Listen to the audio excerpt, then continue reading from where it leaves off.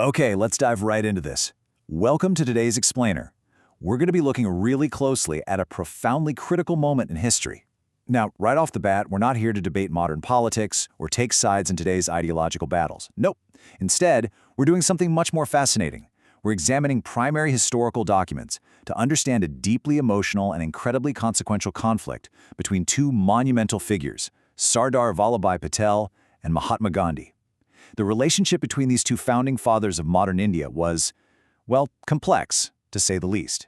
So today, we're going to use the historical record to unpack exactly where, how, and why their alliance fractured in the days leading up to tragedy. Sardar Patel insulted Gandhiji in his final days. It's a bold, almost shocking accusation, isn't it? I mean, when we think of these historical titans, we usually picture them in lockstep, perfectly united in their vision for the country. So it really makes you wonder, where does such a provocative, heavy claim even originate? Is this just modern-day mudslinging, or is there an actual historical basis for this kind of tension? To answer that, we really have to clear away the noise. We aren't dealing with modern political rumors or out-of-context quotes used to score points today. Instead, we're looking directly at the historical account recorded by Abul Kalam Azad. You see, Azad was actually there. He was a contemporary, a fellow leader, and a direct eyewitness. So this assertion that Patel used insulting language toward Gandhi, it isn't a modern fabrication at all. It's drawn straight from the historical accounts recorded by Azad himself. Now, to understand this friction, we need to look at a recurring tactic in Gandhi's moral arsenal: fasting. He undertook several fasts before independence, and later fasted in Calcutta to protect Muslims during some really intense communal riots. But the epicenter of our historical conflict today is his final fast. This one began on January 13, 1948, in Delhi. This was literally just 17 days before his assassination. The timing and the location here are absolutely crucial to understanding the absolute pressure cooker these leaders were operating in. And what's really interesting here is the massive clash of perspectives. Gandhi's primary goal for this Delhi fast was deeply personal and moral. He was profoundly concerned about the safety of Muslims in the capital and demanded their protection amidst severe communal violence. But Sardar Patel was the home minister. To him, Gandhi declaring to the world that Muslims were unsafe in Delhi and requiring a fast unto death to secure them, well, that wasn't just a moral plea. It felt like a direct public indictment of his own ministry. Patel felt Gandhi was effectively broadcasting that the Home Ministry was completely failing at its core job of providing security. All right, moving on to Section 1. Root Cause, the 55 crore dispute. So while domestic security was definitely the spark, a second massive fracture was opening up over money. It wasn't just about domestic security anymore.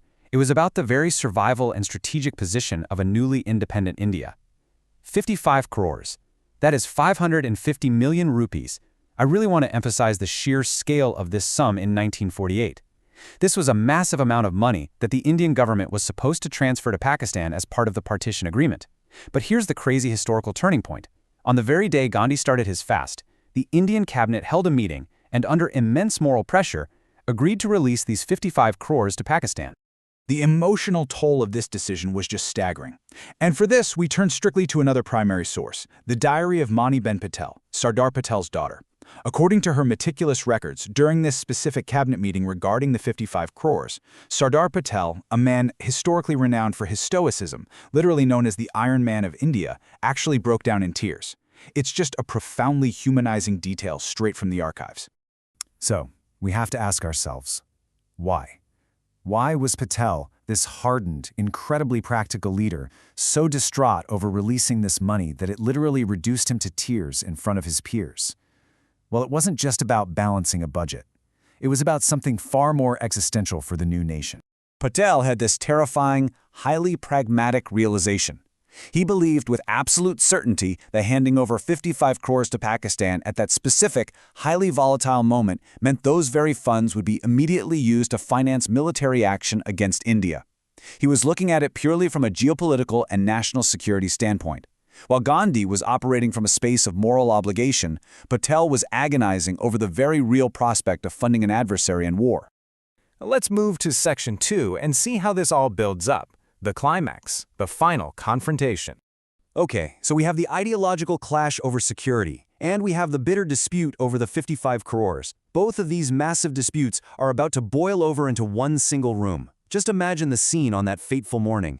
We have our cast of characters. Mahatma Gandhi is physically weakening, deep into his fast. Sardar Patel is sitting there, Deeply angry and defensive over his home ministry and the financial decision, Jawaharlal Nehru is desperately trying to play the peacemaker, trying to mediate the tension, and Abul Kalam Azad is sitting there, highly critical of Patel's behavior. Nehru, Azad, and Patel are all in this room for one reason: to desperately convince Gandhi to break his fast. But the atmosphere, it is utterly toxic. It's in this incredibly high-stakes environment that Abul Kalam Azad speaks up. According to his own records, he confronts Patel directly regarding exactly how Patel is speaking to a fasting, frail Gandhi. Azad says, "Your tone is insulting and hurting Bapu." Just imagine the absolute silence in the room after that. Azad isn't attacking Patel's policies here. He's directly calling out his aggressive communication style, accusing him of actively insulting the father of the nation during his most vulnerable moment. And this brilliantly illustrates the totally impossible position Jawaharlal Nehru was in. As Patel reacts to Azad's criticism, Nehru urgently tries to de-escalate the room. He is begging Patel to stop. He pleads with him to recognize the reality of the situation. Babu is fasting, he's fragile, and outside the walls of this room, the streets of Delhi are literally burning with communal tension. Nehru is trying to make Patel see that their internal fracturing in this room could literally ignite the volatile situation outside. But the pleas just don't work. The pressure is just way too much. Step 1. Patel abruptly stands up. Step 2. Despite the desperate entreaties of his peers to stay and resolve this, he flatly refuses. Step 3. He walks out of the room. He simply leaves. This sudden physical exit was a definitive, deeply symbolic fracture. He just could not reconcile his pragmatic anger with the immense moral pressure being applied by Gandhi, Azad, and Nehru. Which leaves us with this massive, lingering question. Just days after this dramatic walkout, Mahatma Gandhi was assassinated. So how did this final, unresolved fracture, this immense clash of personality, policy, and raw emotion shape the first incredibly fragile days of independent India? When we look past the sanitized history and actually examine these primary sources, we see real people making agonizing decisions. It really shows us just how delicate these historical alliances were. Well, I hope this explainer sparked your curiosity, and I highly encourage you to keep exploring the history behind these incredible events. Until next time, keep learning.